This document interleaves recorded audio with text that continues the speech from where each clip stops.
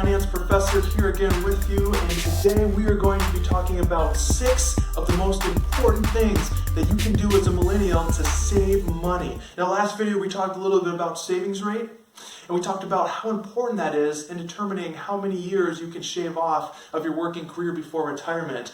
And so some of you, as a follow-up, might be, well, you know, I try, I can't save more than 20%, or I can't save more than 10%, or 30%, or whatever it is, and you have goals to save more because you have high ambitions, okay? So let's get into it. First thing I just want to say, money, how you spend money is where you show your priorities, okay? So keep that in mind, okay? Now, some of these things you might say, this is hard, this is too hard. What are your priorities in life, okay? If it's too hard for you and your priorities are in some of these things, maybe it's this place where you shop or a certain lifestyle, a certain activity or hobby, and that's your priority, that's 100% fine.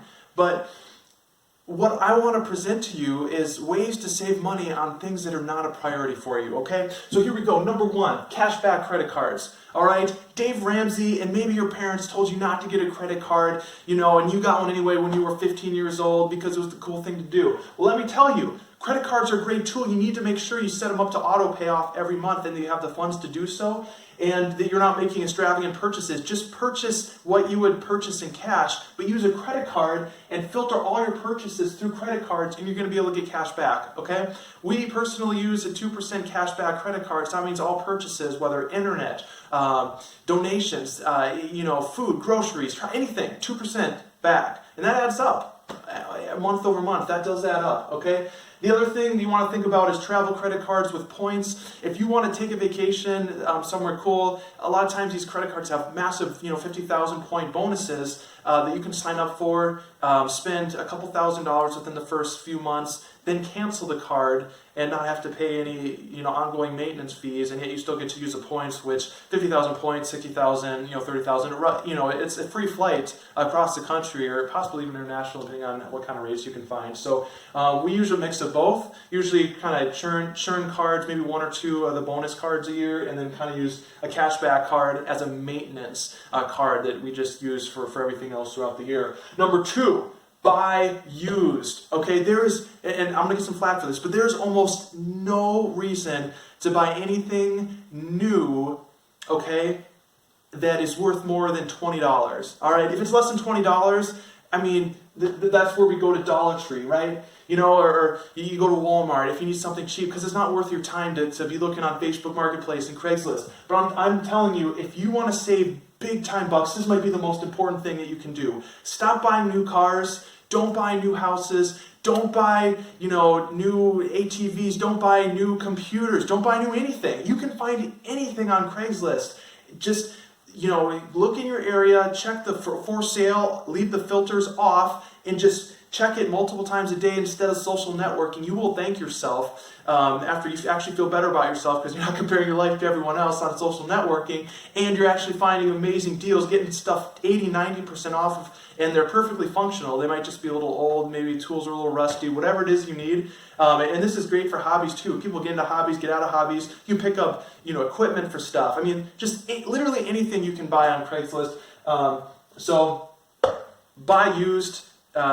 It really is the number 1 tip that I can give you. I could make a whole video on how to buy stuff on Craigslist. I might do that later on. Number 3, shop groceries at Aldi, Dollar Tree for those incidental, personal toiletries, stuff like that. If you have a Dollar Tree, check it out. It's actually incredible. And, granted, not everything's a great deal, but stuff that you might need, you can find for $1. They have great cookware stuff, household items. Okay, chemicals for cleaning, anything, Dollar Tree, Aldi groceries, Costco. If you have a big family and you need to buy stuff in bulk, or you just kind of like the occasional deal on new stuff, that's Costco. I personally am not a Costco guy, but I have seen enough of the Costco deals to know kind of that it can be a good savings program for some people. Okay, number 4, air travel. Try to do this on off days, all right?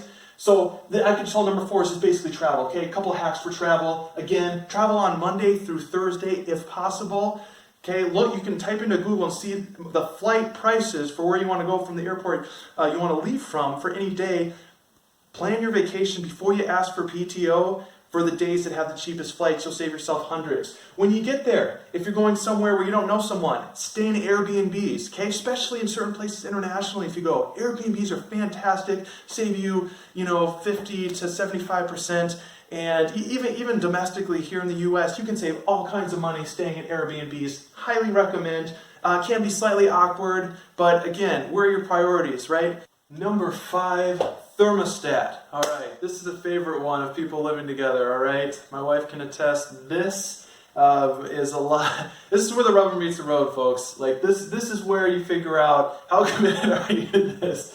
So just be transparent. We live in a cold climate. We leave our thermostat when we're not home at like 60, like when we're home 64, 65.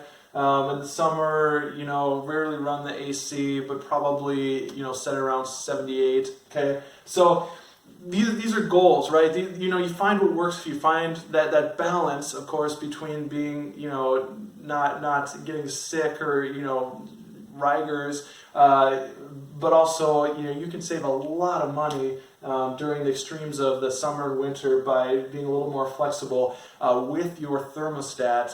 And some people invest in a Nest. I'm not going to do that because it's $200 that you maybe could save and keep your house a little warmer, during the winter. But that could be an option for you too. Personally, I'm of the ilk that I just like to just set it and then kind of forget it. So number 5, thermostat. This isn't going to save you as much money as some of these, but hey, can still save you $500 or so every season, depending on what, kind of where you would have it and how big your house is and how old your house is, how drafty it is. So that's thermostat for you. Number 6, do your own maintenance, okay?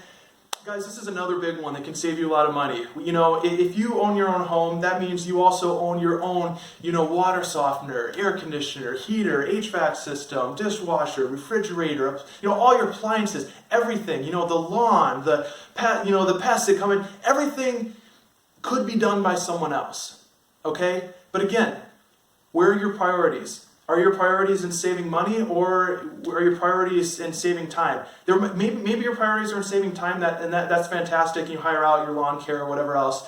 But when it comes down to it, if you can watch a few YouTube videos, turn a screwdriver every once in a while, you can actually save yourself a ton of money on having people come out for preventative maintenance on your appliances. Honestly, with the price of appliances and how much it costs for people to make a house call, unless there is water pouring out of your hot water heater, you should not be calling someone for preventive maintenance for these appliances. Okay, it's not worth it to have yearly annual checkups, no matter how much these people tell you that you need them. It's not saving you money in the long run. You're better off just letting it ride, and then when it dies eventually years down the road, just buy a new one. Okay, so do your own maintenance. As hard as it is, there's kind of a rule out there: never pay someone to do something that you can do yourself.